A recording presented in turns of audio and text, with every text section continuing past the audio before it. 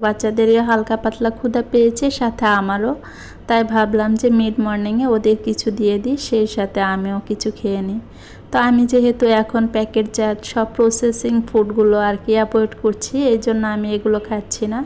আমি নিজের জন্য 1 কাপ চিনি ছাড়া চা বানিয়ে নেব, গ্রিন টি। সেই সাথে বাচ্চাদের কিছু আঙুর দিব আর টোস্ট দিব।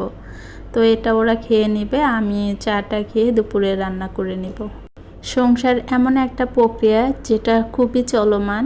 এটা আপনি যতই অসুস্থ থাকেন, যাই থাকেন না কেন, সংসার কিন্তু তার নিজের গতিতে চলতেই থাকে, তাই না?